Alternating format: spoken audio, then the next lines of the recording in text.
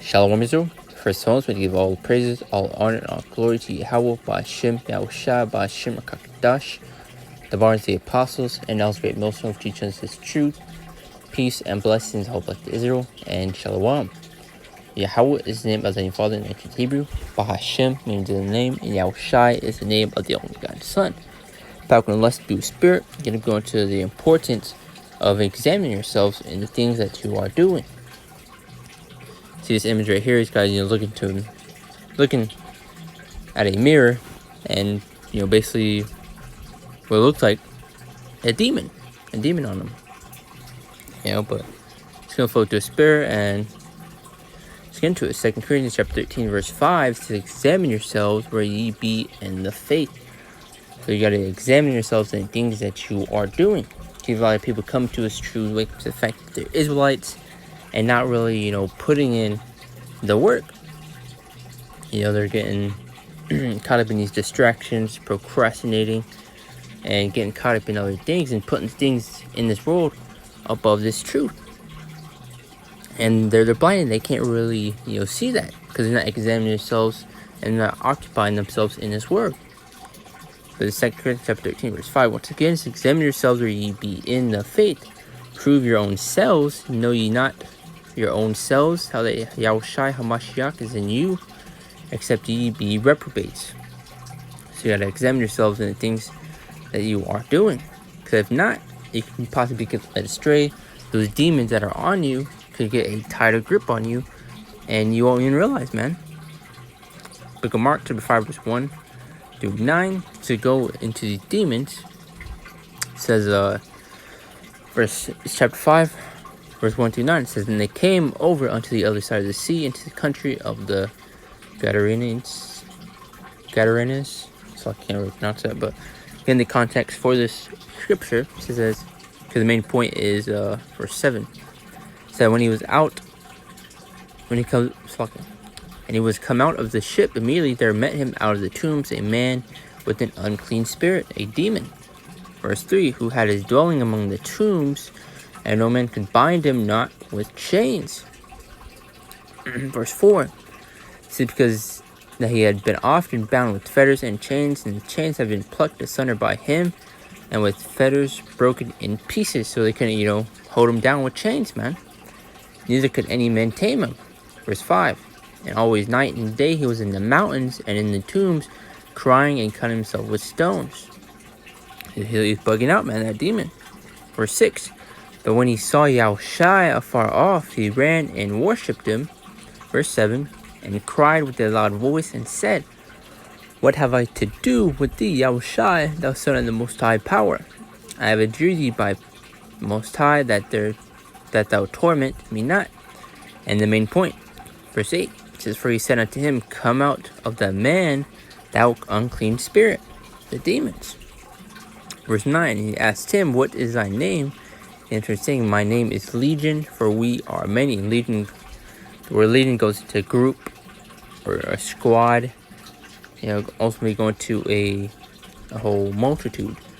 It says brigade, regiment, battalion, company, troop, division, squadron, platoon, what else? Garrison, and the bottom one is actually pretty good, horde, and multitude, crowd, mass, mob, gang, a swarm. You're also going to, multiple demons, man. My name is Legion, for we, and you see the we right here, talking about multiple demons, man, spirits. So showing you that, Lord sends demons onto us to ultimately try us and to refine us in certain areas. I forgot the exact scripture I got right here.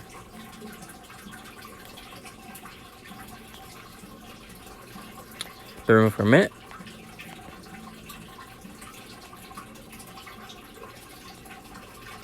Alright, I found it.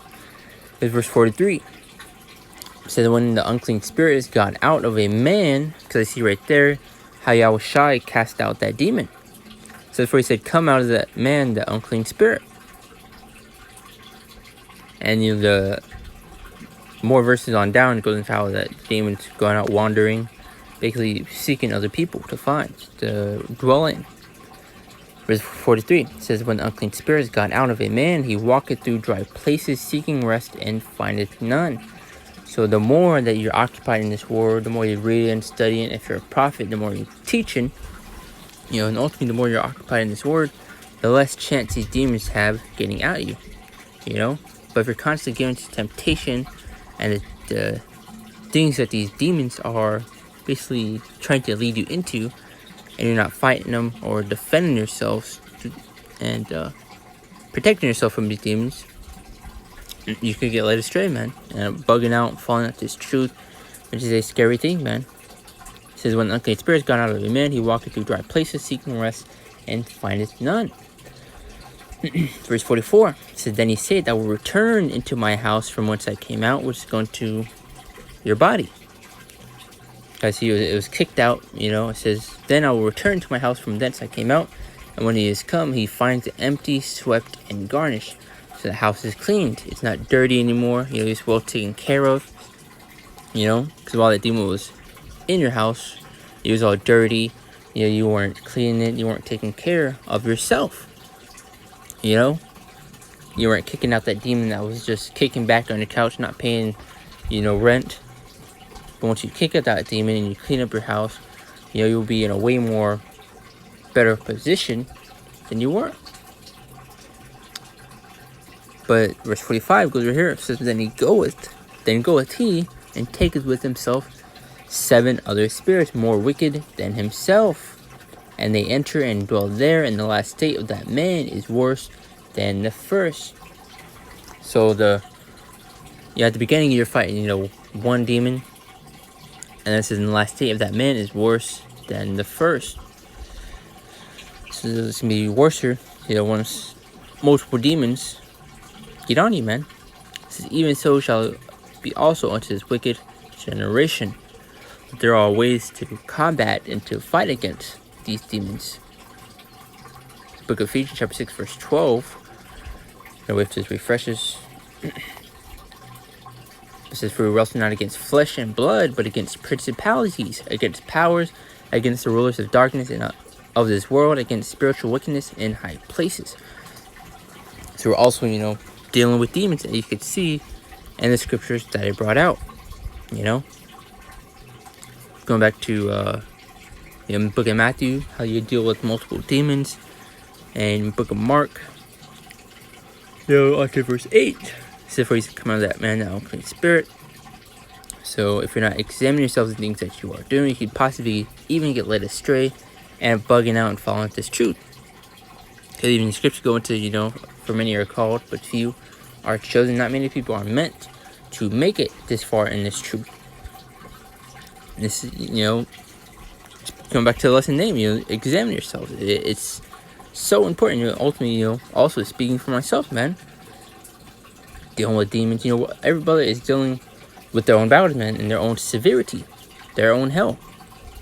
Like my hell may be worse than this brother's, and another brother's hell might be, worse than his, and another brother's hell might be less severe. Every brother's situation and battle they're going through is, what's the word I'm looking for?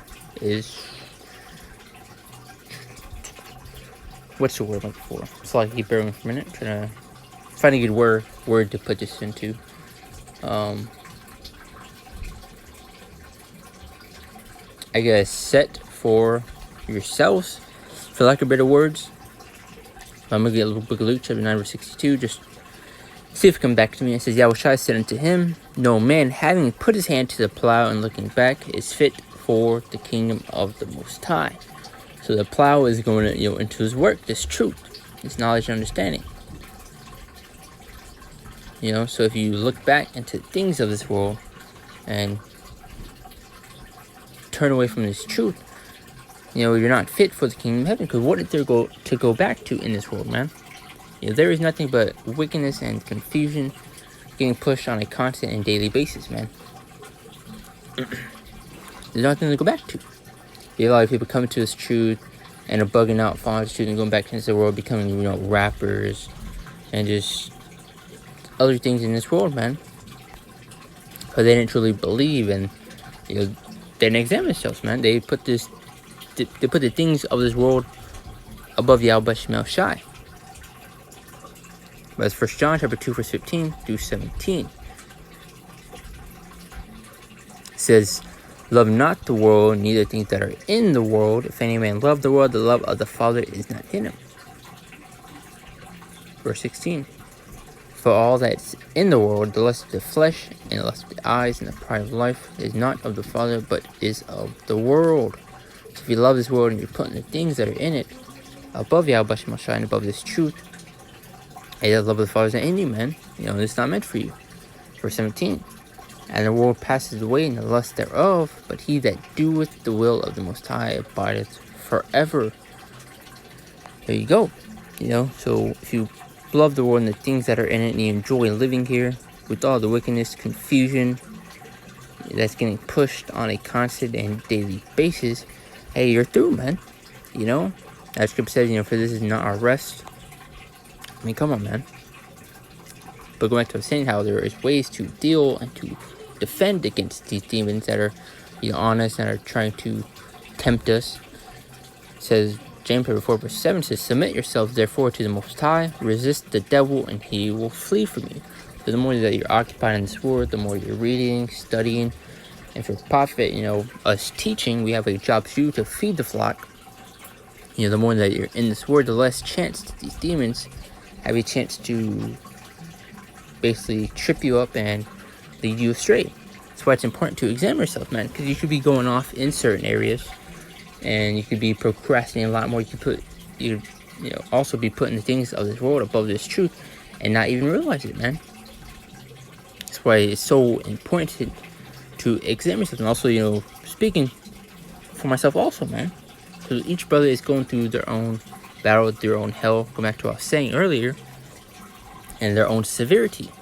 Everybody's hell is set for yourselves, Like the Lord may be trying you in a certain area to refine you and to strengthen you in that area, so you won't be able to fail in that area, You may be going through something that may be, hard, but the Lord is putting you through that to refine you, to make you stronger, and to prepare you, man.